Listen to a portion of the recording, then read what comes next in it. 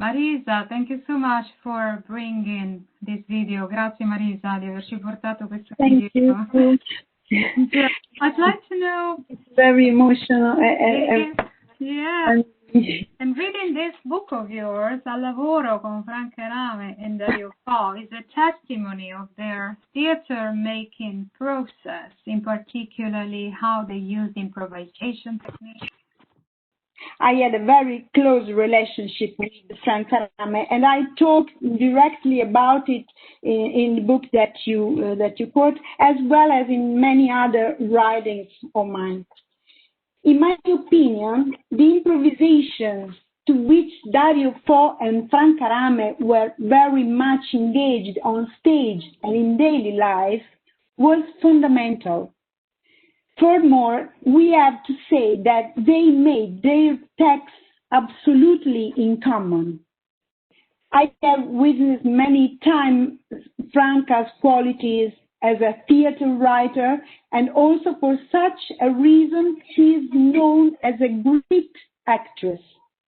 Often she radically changed the dramaturgical writing of her husband while performing. This procedure during their lives as actors and writers, at least since the end of the 80s when I started to observe them, followed two phases.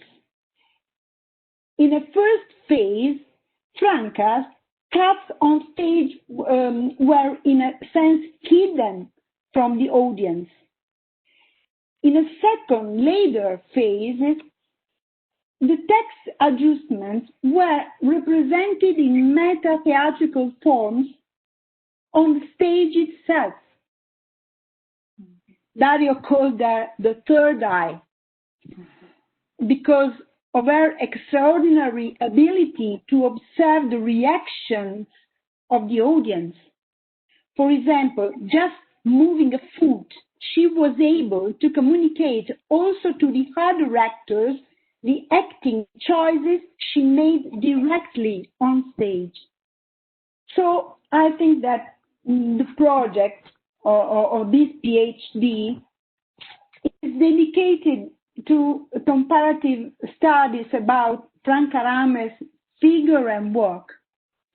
On my opinion, this is a great opportunity to work on the fundamental role of Franca Rame in the theater all over the world known as Dario Fo's one. Of course, theirs is a theater which addresses social, political, and cultural issues.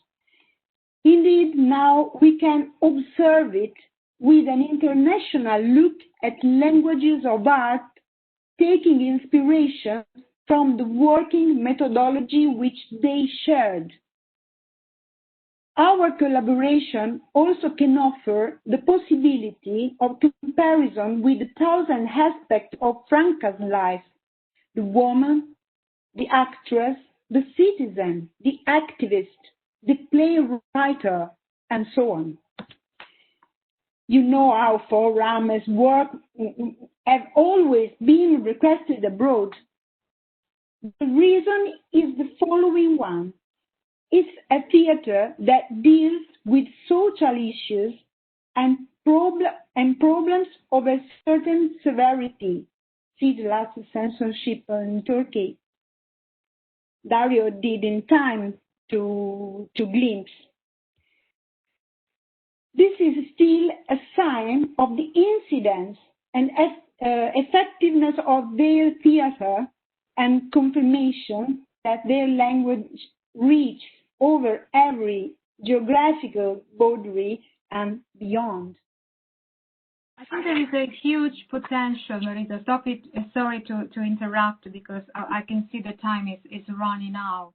A strong collaboration with the Archive and Royal Central School of Speech and Drama to really create practical work and really to share the incredible material that is at the archive. And also, as you said, understanding the work of Franca Rame. And I want to go to Joseph Farrell. I got two of your books here, and last year Marisa invited us for the anniversary of Franca Rame in Verona at the Musalab, and I was really honored to present Joe Farrell. It's a fantastic book. Yeah, it's fantastic. This is the last biography. And this one as well, we talk about Non è tempo di nostalgia, Joe, isn't it? And there was a line that really inspired me, because in both books you mentioned this. It's this one.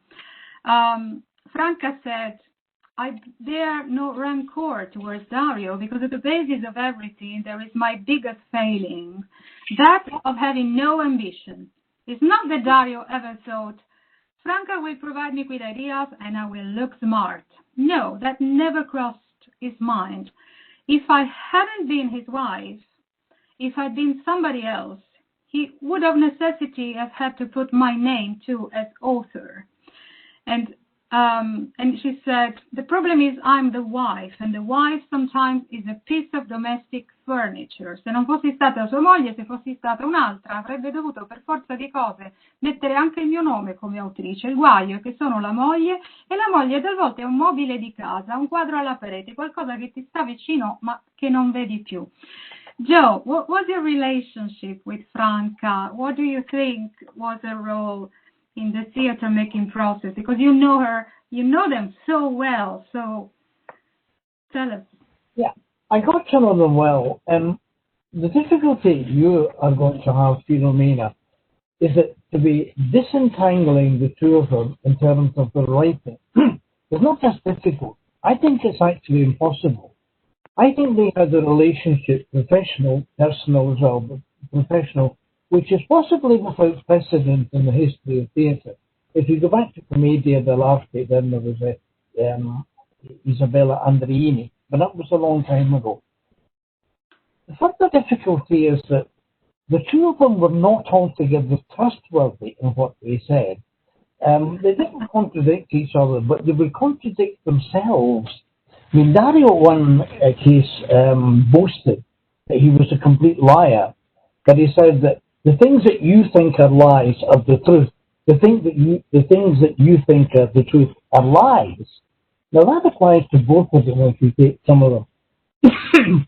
So, if you're looking at Franca, obviously she went her own way in social or in politics. And she set up the Corto Rosso, Red Aid, for example, and she was very annoyed, quite reasonably, when they applied to get passports to go to the USA and they were refused.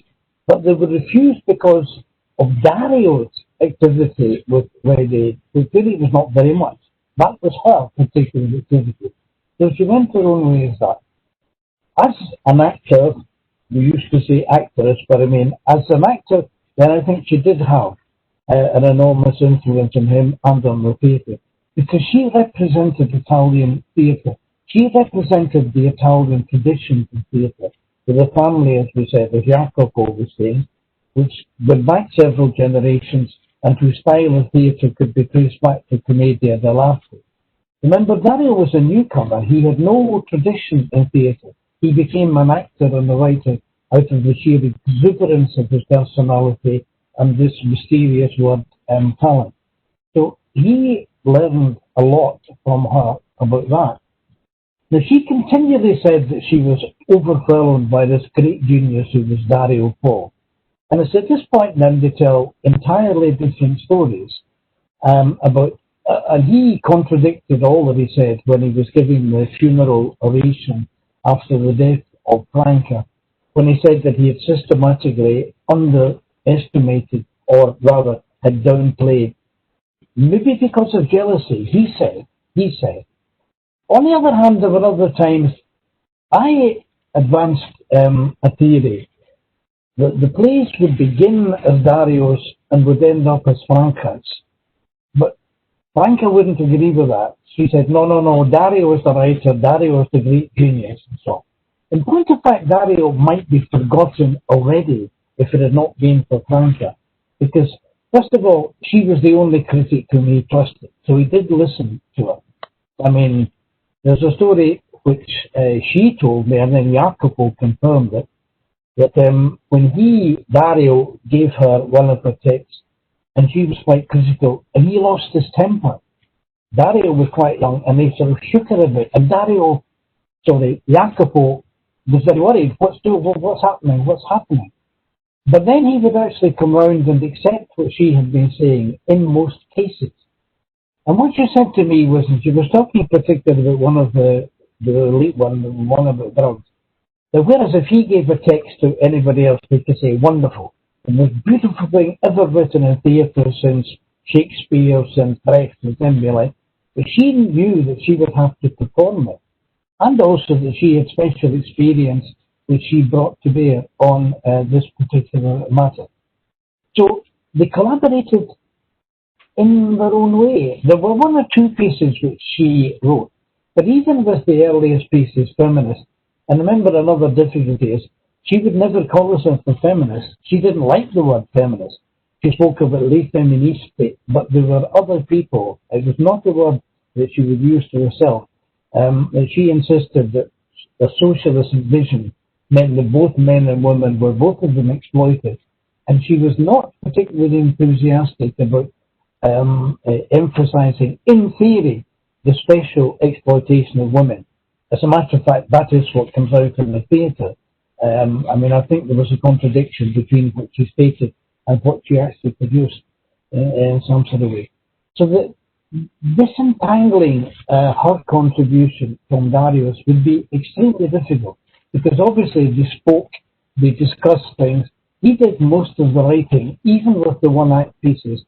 Then when it came to the end, she collected. Remember, these plays kept on changing in the course of the tour.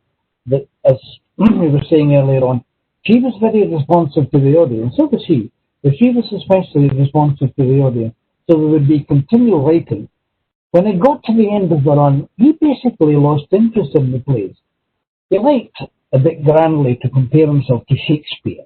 In one sense, that he said that none of Shakespeare's plays were written down or published until after his death. That's actually not true, but it doesn't make any difference. The first folio was very important. But he suddenly lost interest. It was Franca that put them all together. It was Franca, for example, who produced the successive versions of Accidental Death of an Anarchist. So I rather think that since he lost interest, and she described herself as an archivist and genius, which he was a genius in other ways too, he would have lost interest and would not have had the plays. It was her that put them together in publishable form. And you can see a development in that. The first printed volumes that came out were described as the Theatre of Dario Fo. In the second stage, they became the Theatre of Dario Fo, edited by Franca Rame, and only at the very end did it come out as the Theatre of Dario Fo and Franca Rame. Now, I think that last one is the accurate description. I certainly think they should have given the Nobel Prize to the two of them, unquestionably, and Dario said that himself. But to actually work out the contribution of the two of them, in terms of writing, would I think be very, very difficult indeed. And this is not a case of the suppression or the neglect of the female or of the wife, which she jokingly said in many ways. It's a more complicated way to do with the way that they did the writing. Most of the writing was, in fact, done by Dario. And she would say that when the feminist moment arrived, when the women's movement got underway, she asked Dario to produce plays. Oh, God knows. She suggested some ideas, and they certainly discussed them. But the earliest ones they did didn't work, because Dario wrote in his almost traditional way the dialogue between Erasmus and someone else about whether women had souls and so on, which completely failed to connect with the audience of that time. But they developed on. Sorry, I'm going on too long. No, that's really, really interesting. Thank you, Joe. And you make me more and more aware about the difficulty of understanding the authorship of the text. I remember when Franca died during her funeral, Dario made this huge announcement about the authorship of Coppia Aperta, Open Couple, saying that Franca wrote it by herself. So anytime I read some of their scripts, sometimes I try to understand if there is a sort of style where something has been written a little bit more maybe by Franca, where her style or hand, like in the rape. Well, see, that's a good example. I have 3 different versions of how that was written. I remember once going for a walk with Dario in Edinburgh, and at that time this play, Open Couple, was a great success in Sweden, because an actor-director called Carlo Barsotti put it on there. He was a great friend there. He put it on there. And what came out about Dario said that he wrote it at a time when he and Franca were going through a difficult patch in the relationship. Dario had many affairs, as you know, so did Franca. But Dario had several affairs, and he said he wrote that. And he went on to say that the reason he would not appear, and I think it's the only one of his plays which he doesn't play the male part, was because he didn't want people to realise that it was to do with him. When years later I put that story to Franca, she said, no, this is completely untrue. It's pure fantasy. It's got nothing to do with my family. I don't know why Dario said that. And I said, but Dario said he didn't ever play the male part. And she said, that's true. I never thought of that, she said. He simply had different things to do. But she didn't claim to have written it. And nor did he ever attribute. He very definitely told me that he'd written it and written it in these circumstances. Then later on, at the funeral, he gave this third story already. It was Franca that wrote it, and I claimed it and so on. Well, you have to choose. I have to choose. I think the story he gave to me that night in Edinburgh was the true one, truthfully. Then after they worked it, that's why he didn't play it. Franca did it with another actor, whose name I can't remember, very good actor, and it was a very powerful piece. But disentangling the myth, which they often created about their own writing, from the truth is not easy. And you can look at some other ones, for example, the one which quasi per caso una donna Elisabetta, almost by mistake a woman, which deals with Elizabethan England Shakespeare. She told me, and he confirmed this, that he wrote the play entirely, took it in and read it to her, and she said, Dario, this is a wonderful essay on Shakespeare, but it's not theatre. So he got very angry, put it in a drawer, and left it there for a year, and then took it out and said, yes, you're right, let's rework it.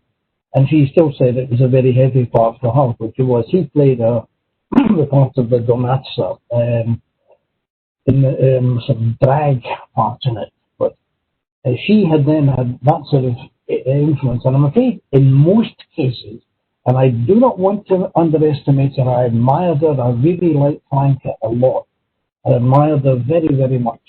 I think that was true. And just one other and final thing is, I wonder what kind of actress she would have become if in some parallel universe she had not been married to Dario Fo. So she was not playing basically only comic parts written for him. Because on those few occasions when she played more serious ones, most obviously and tragically the stupro, the rape, based on her own terrible, terrible experience, but also in one of her the serious parts, then you had the impression of what a wonderful, serious or even tragic actress she could have become if she'd been allowed to develop like Eleonora Ruse, like Sarah Bernhardt, for example, and play a range of European classics rather than being obliged not the right word, but rather than playing only the comic parts which Dario wrote for her. Absolutely. Well, I can see my work is going to be much harder than I thought. So, and I really hope we'll have a chance of a proper conversation and interview because of the way you knew them, and I think you could be a very precious source if you like for my research as well. That would be really good. Yeah, it's really difficult to understand what she wrote, what he wrote, but also as Marisa was saying, they almost work together, so it's really difficult. And as Jacopo was saying, they were indivisible. So maybe the first thing that my work can do with this research is to ensure that her name is together with Dario in all their work, while I still can see many times it happens that I still see only Dario's name. So that would be, first of all, the first step, and then maybe to identify what she wrote, what she did, but also to explain all sorts of jobs she did, not just the writing for sure, but all the other roles. And I'm aware of the time, Katia, so I would love to go on because we just started. Very nice. It seems like you have a big challenge in your hands, disentangling Franca and Dario's work. Well, this is absolutely fantastic because we've all heard Franca Rame you've all shed light on Franca Rame and the work of Franca Rame from very different angles, and your respective angles have been really fascinating to listen to. I wanted to thank Tom for saying that the archive is a space of the future. I really like that definition. And I think it's something that Maria Teresa will appreciate and the Fo Foundation will appreciate, that there's a big future for this archive. But my question for Filomena is, in your research, I know it's very early days, but are you going to look at the relevance of Franca Rame's work for today's society and politics, or are you going to look at Italian society and politics of the 60s, 70s, and 80s when the work was, when it was produced and where it was absolutely relevant immediately relevant? It's a very good question, Katia. I think I'm going to do both. Also, I will discuss with Tom, who's a great guide in my work. I think I'll have to do both. I think I'll have to go through 60 years of Italian history, through many points of view, cultural, social, and political, going through the feminist theory of all these years, because I don't know very much about that. But also because I'm not just an academic, I'm an artist, I'm a performer, and I'm a director, I'm a practitioner, first of all. And one of the aspects of their work that is really, really important for me is that they talk about the times we are living in. And I'm absolutely sure, I don't know, Joe, Marisa can maybe confirm this, that Franca today, and Dario, of course, would have talked about the situation today, day by day, the daily problems, the situation, the political context. Whether it was in Italy or because I'm in London, I would feel the need to talk about the situation today. A theater that talks about the world we are living in, to be aware of what's happening. So it would be, for me, incredibly exciting also to create a practical work, maybe towards the end of the research, to create a performance inspired by their texts, with their texts, but trying to adapt them into the contemporary situation of what's happening today, whether it is Brexit, whether it is COVID today, whether it is the government we have at the moment. I know they would have been furious at this time, and I would love to use that energy. I hope they can really inspire me to create engaging theater, because I can see also a lack of this kind of theater recently. I'm really disappointed about theaters closing down because of COVID. I understand the business side of it, but we need to be braver as theater practitioners. We need to be able to create theater outside, as they did all their lives, outside the theater spaces, something that I don't really see at the moment, apart from this screen that we are using today. But I'd love to see a little bit more courage, as she was saying in the poem of Stefano Benni at the beginning. We need courage to be on stage, but stage doesn't have to be in the institutional theaters Arts Council funded. as we are used to. I'm used to it, so it's kind of comfortable way of working. Hard, but comfortable. But I think we need to think outside the frame of the institution and get out of it and make good theatre. So I think the practical aspect of Franca Rame and Dario's work today would be really interesting to explore. I don't know what the guests think about it. It's on this note of courage that I'd like to thank every single one of our speakers, Filomena Campus, for organizing this magnificent night.